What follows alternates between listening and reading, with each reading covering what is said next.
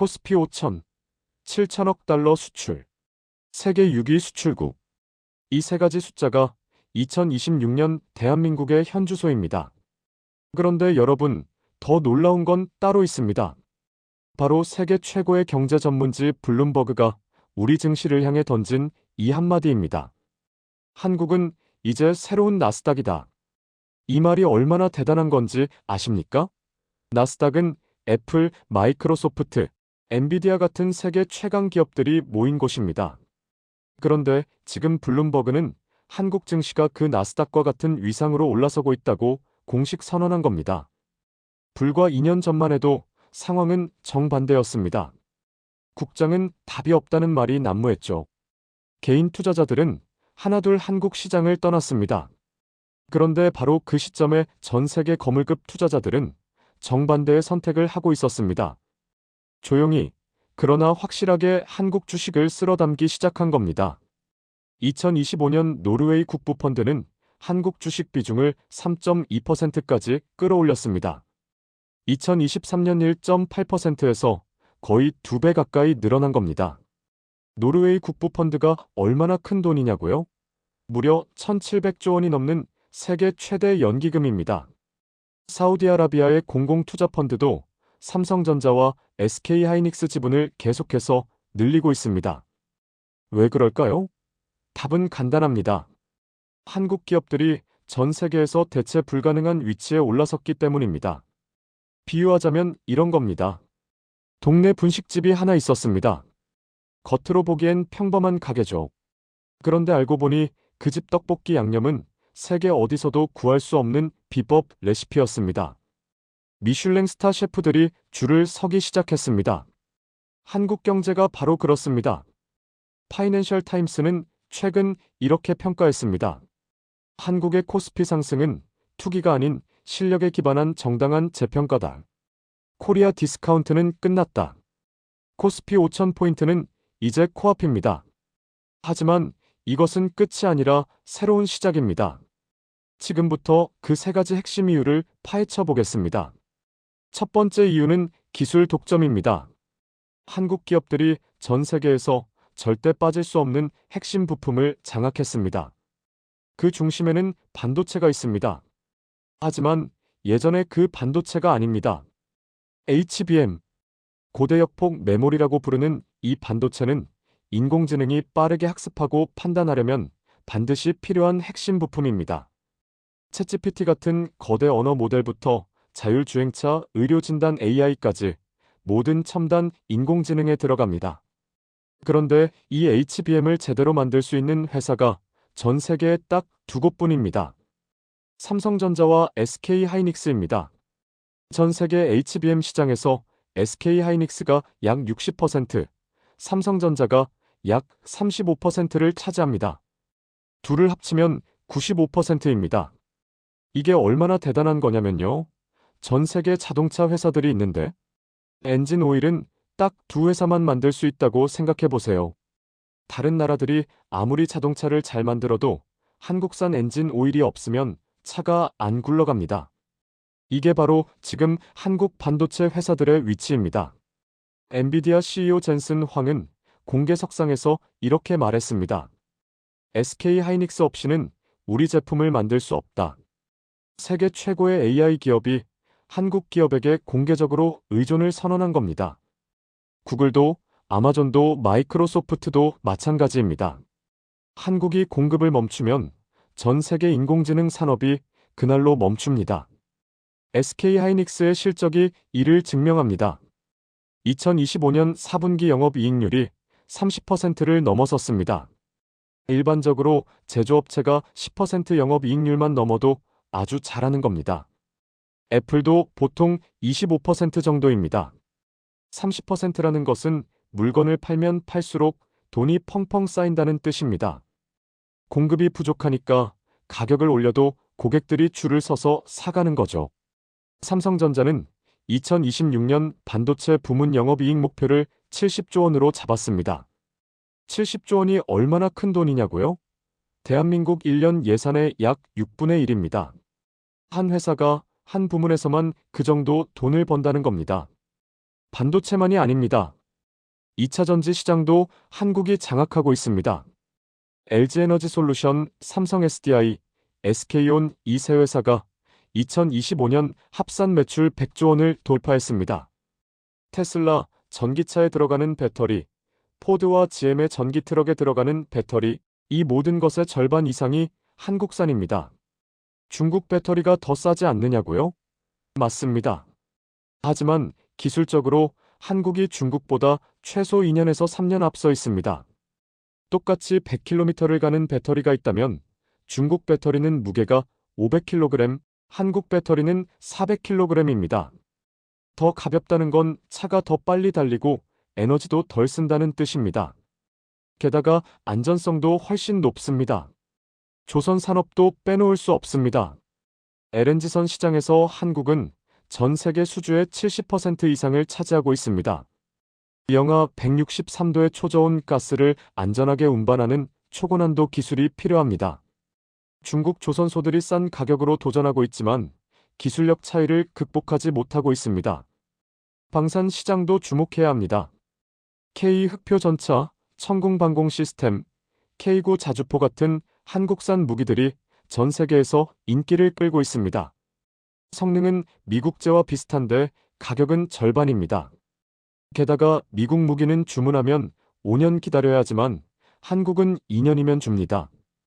이 모든 산업들의 공통점이 뭘까요? 바로 대체 불가능하다는 겁니다. 2025년 대한민국 수출액 7천억 달러. 이 숫자는 전 세계가 한국 제품 없이는 살 수 없게 되었다는 증거입니다.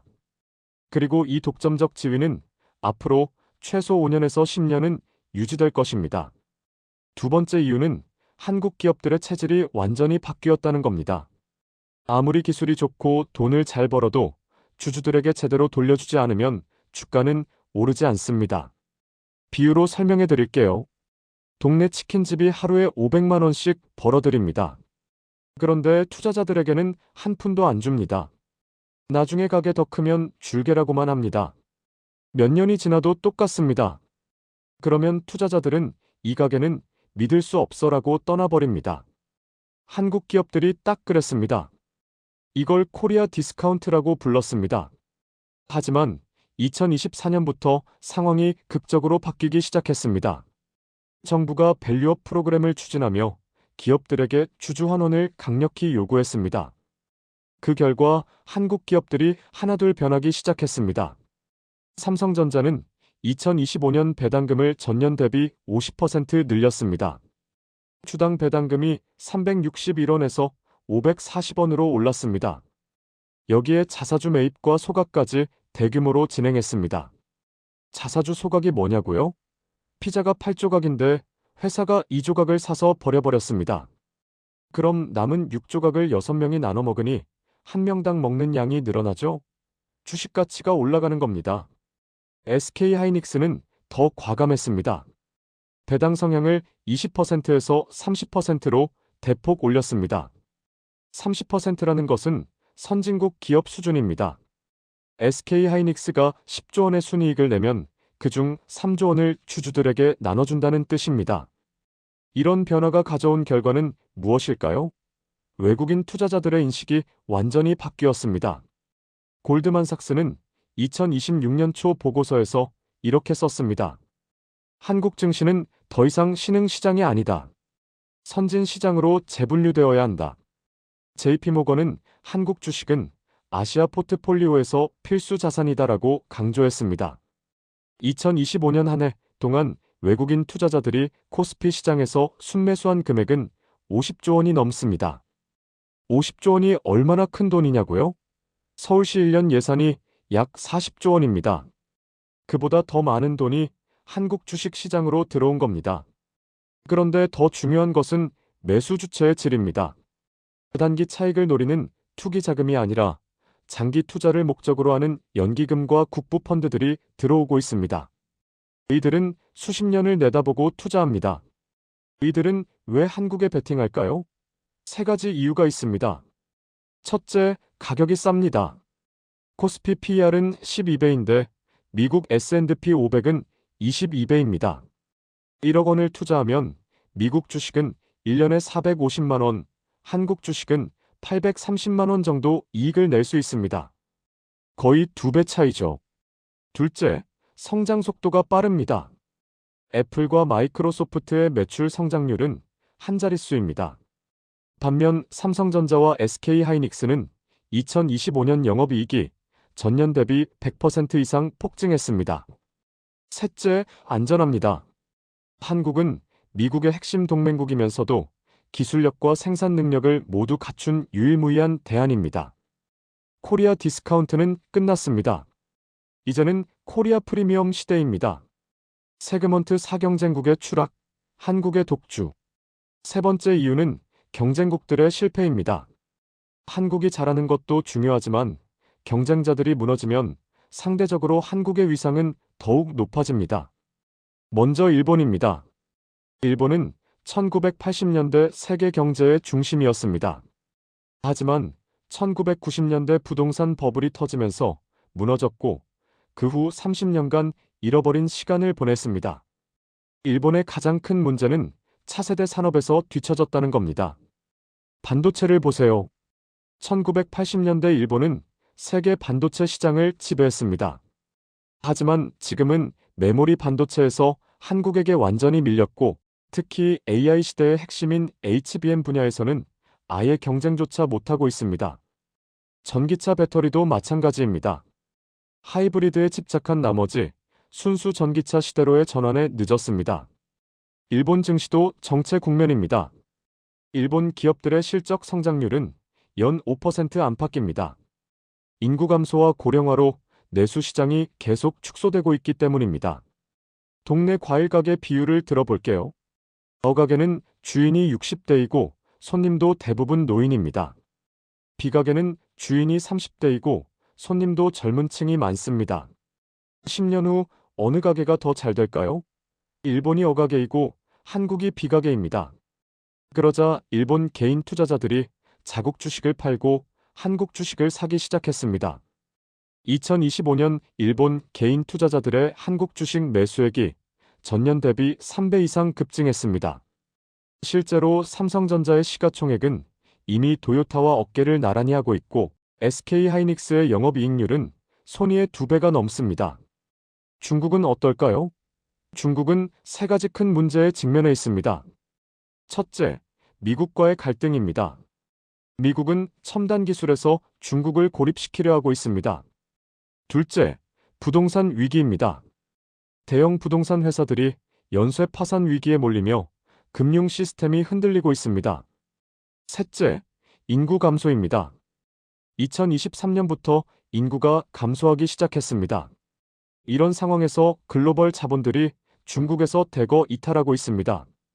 차이나 엑시트라고 부르는 현상입니다. 그 수조 달러의 자금은 어디로 갈까요? 안전하면서도 성장 가능성이 있는 한국입니다.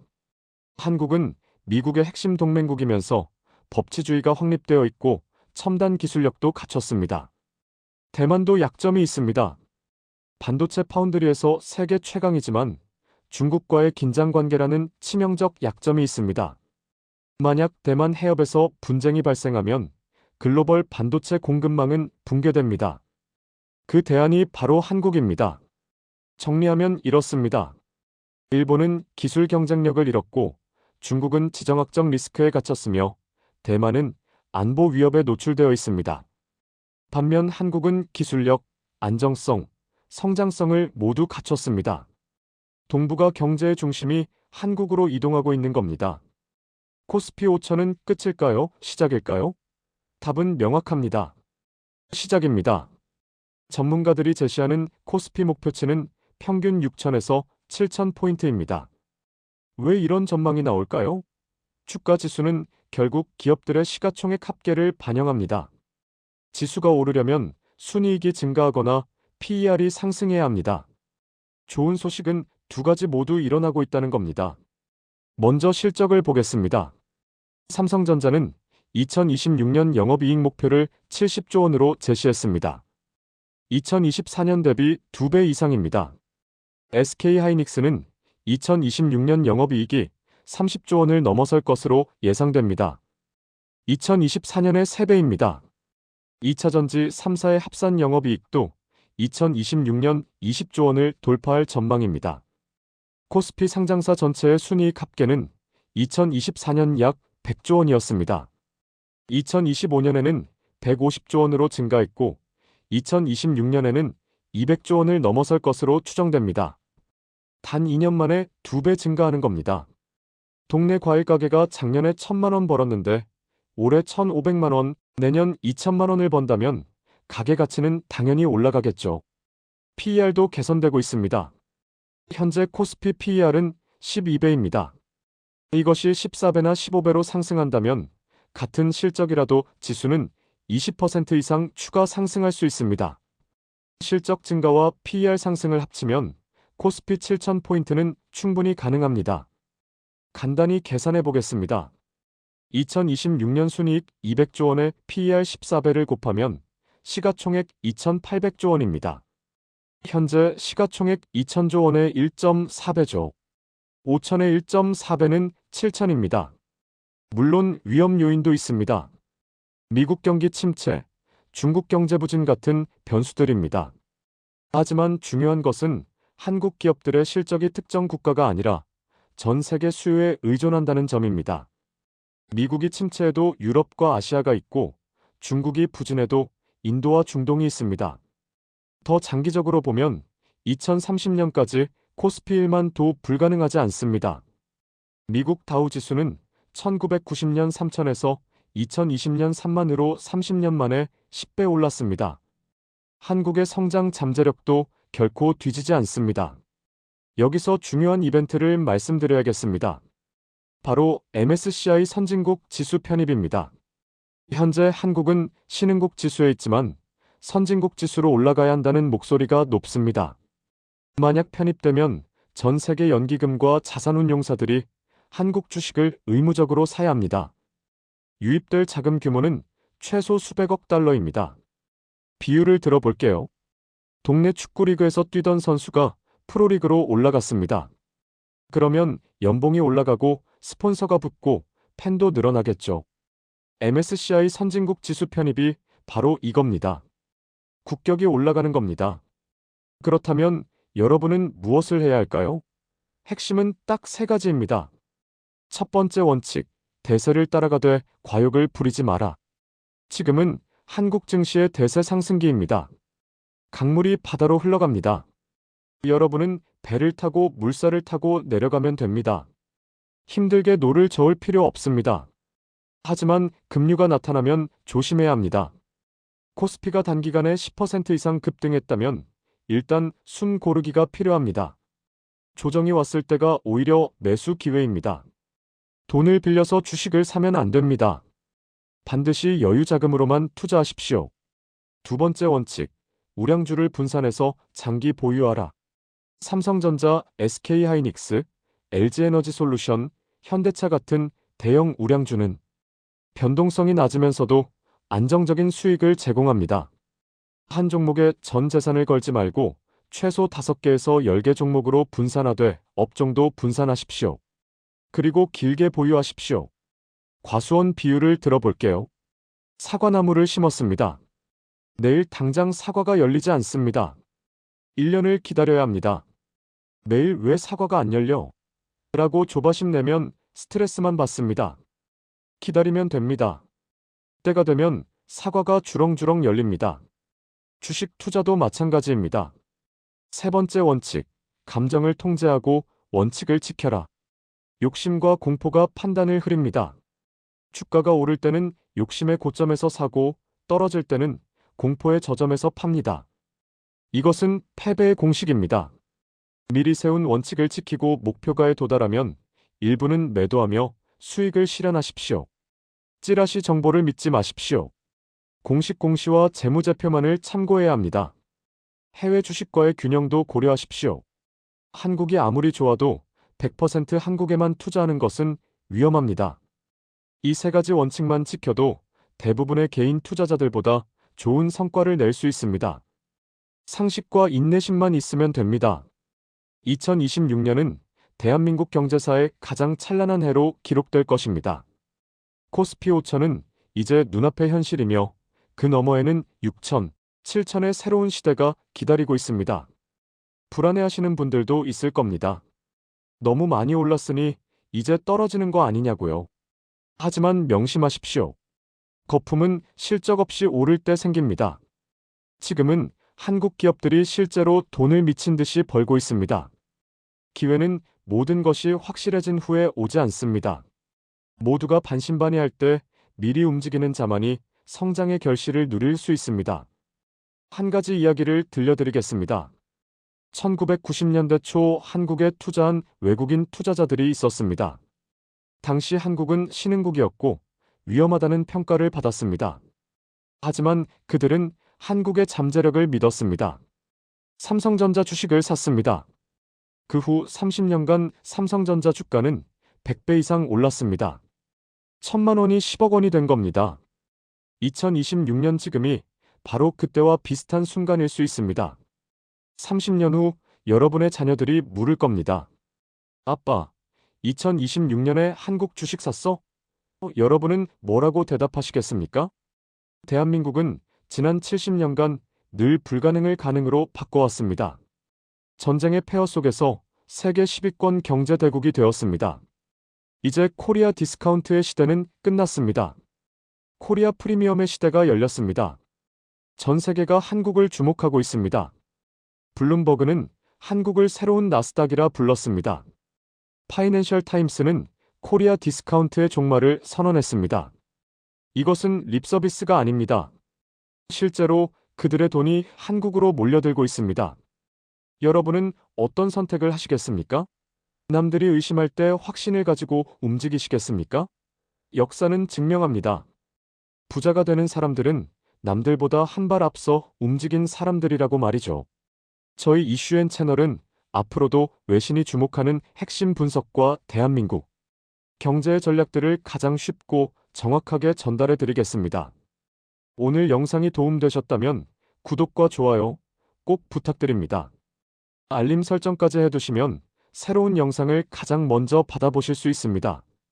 대한민국의 위대한 도약, 그리고 7,000포인트 시대를 향한 여정. 그 짜릿한 현장에서 여러분과 끝까지 함께하겠습니다. 코스피 5천은 끝이 아닙니다. 새로운 시작입니다. 지금 여러분의 선택이 10년 후 여러분의 미래를 결정할 것입니다. 시청해주셔서 감사합니다.